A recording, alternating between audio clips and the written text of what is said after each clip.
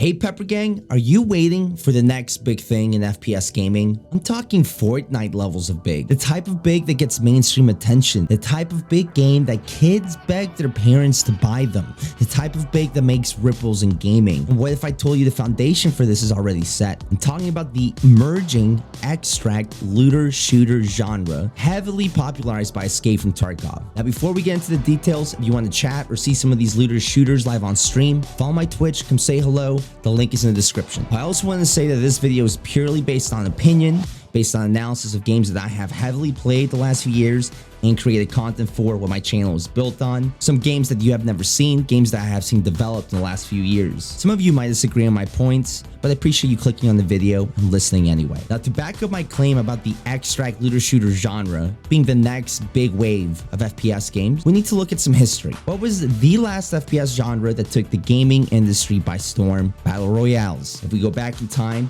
the idea of King of the Hill was always fun to us kids who played outside.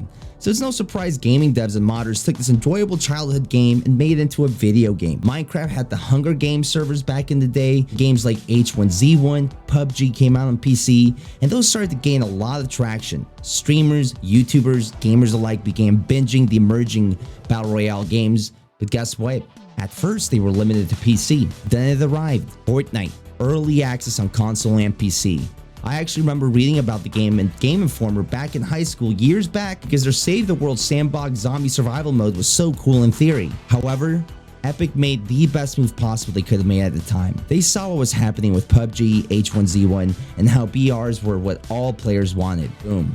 They had their own Battle Royale mode, and it was the first accessible Battle Royale for console players. It worked, and it blew up. Now, this is the key point I want you to hold on to. Fortnite brought the BR to console, and at the time, consoles were still incredibly common and were the most accessible way to game, especially for more casual gamers. People who work, like to play for an hour here and there, and parents are more likely to buy a console for their kid instead of a PC that requires a lot more parts, a lot more to put together, and to keep running. So you combine the accessibility of consoles, plus the growing popularity of BRs in the gaming community, plus the release of Fortnite, and there you go, bam, the magic formula that blew up Battle Royales. We don't really need to dig deeper on them. Many knockoffs were made since then. There were some popular titles such as Apex Legends that were released, and many dev teams tried to put their own twist on the genre, such as Call of Duty, Warzone with their loadout system. BRs were everywhere, and everyone was trying them out. Everyone. Now fast forward to 2022.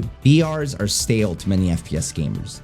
Only a couple titles seem to be worth playing, and even then, you can see the frustration they bring to gamers and creators alike. The gaming community is clearly wanting more innovation, and honestly, the recent pandemic clearly slowed game development, and I think that also adds to the frustrations. Personally, what I did when I got sick of BRs is I got into survival games such as Rust. It's a multiplayer, PvP-driven sandbox experience, a great game in its own regard. However, survival games can be very niche, take a lot of hours to get good at, and require some commitment. And depending on the servers you play on, you don't always get great PvP experiences. So after 1K hours of Rust, I began learning Escape From Tarkov, my first looter shooter game, what I like to call the father of this emerging genre. Now we're going to pause there with the history lesson, and let me define what I think looter shooters are and what qualifies a game to be an extraction looter shooter. The core gameplay loop is you spawn into an instance with other players. There's sometimes AI enemies you have to kill and loot. You have to make your way through the map, killing the players in the AI alike, potentially loot containers, and make your way to your extraction point. You get out, you either sell, craft, or stash stuff in your hideout or stash system, equip whatever you want to take back into a raid, and rinse and repeat. These games tend to have traders to sell to, and usually have quests to guide players through progression. Now, I pretty much just described Escape From Tarkov. Some games years ago have had some of these features, such as The Division and The Dark Zone, but Tarkov made this genre popular, and it set the standard in many ways. Now, I don't care if you feel negatively about the game or certain aspects, you played it, you hate it, but let's be honest, the following you gain on Twitch/YouTube and the game itself over the last few years is quite impressive. It's a very complex game, hardcore in many ways, only on PC, and it has a very big learning curve. This is why I don't think it's ever going to reach Call of Duty, Fortnite types of popularity. That's okay. The game is simply too hard, too complex for many FPS gamers, especially those that still enjoy BRs today, and it's never going to go to console, but that's okay. The point here is that Tarkov took a small fire, small idea, the looter shooter genre, and made it bigger. Over the last few years, many gamers have left Battle Royales and tried out survival games and games like Tarkov, just because they want to try something new and different. Russ even won the console. Facepunch gets it. So that leaves us with the present. The looter shooter extraction genre is already here, and you don't want to miss out on it. Patterns we saw with BRs and the blow up with Fortnite are very similar to what we are seeing in the development of this genre right now. Tarkov has remained popular and will forever have a strong community due to its uniqueness, but many dev groups are trying to replicate that immersiveness and addictive game loop it brings with their own twist. In the past few years, we have seen Hunt Showdown maintain the core community, we have seen the Cycle Frontier come out for free on Steam, and about to hit Season 2. Marauders is about to drop into early access in October on Steam, and has confirmed to be on Game Pass down the road. Battlefield had a terrible attempt at its own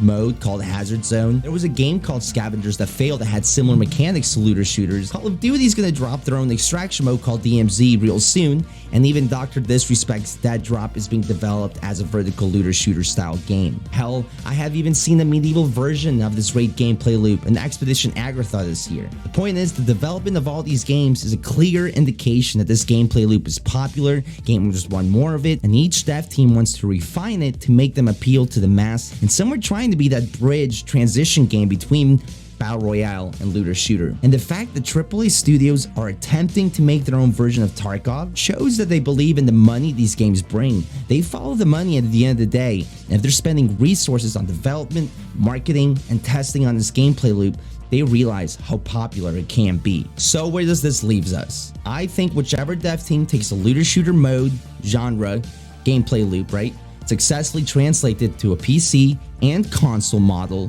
while keeping the core mechanics that make these games hard to put down, they will be the team and game to take the genre mainstream. And that is only a win for all the games I have mentioned.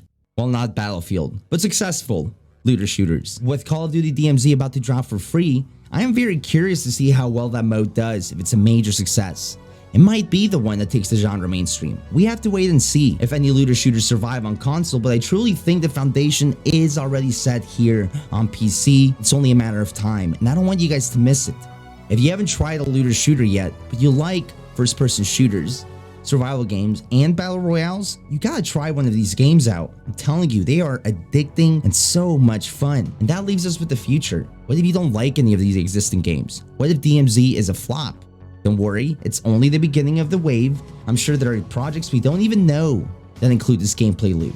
A lot of these games like Cycle and Marauders are working out their own niches, so they are just out beta and brand new. As the existing games refine and finish development, we will continue to see attempts, free and paid, and even mobile on this genre. Just remember, the winning formula will be whoever successfully brings it to console. Now, if I'm right and this genre does blow up, I fully expect half-ass attempts, complete knockoffs, rip-offs, mobile versions to come with it. We will probably get sick of the genre like we did with BRs until new, innovative titles come out. But let's take it one step at a time. Let's see what happens. But that's it, guys. This was all of personal experience, opinion, and analysis. I'm sure some of you will disagree with some points or all of it, and that's okay. I don't expect to convince everyone. I just appreciate you clicking the video and listening to this. I love gaming, I love making content with it, entertaining people with games, so seeing a new genre developing in front of my very eyes and being able to create with these titles while enjoying them to the fullest is pretty awesome. As a kid, I would get games as finished products on CDs,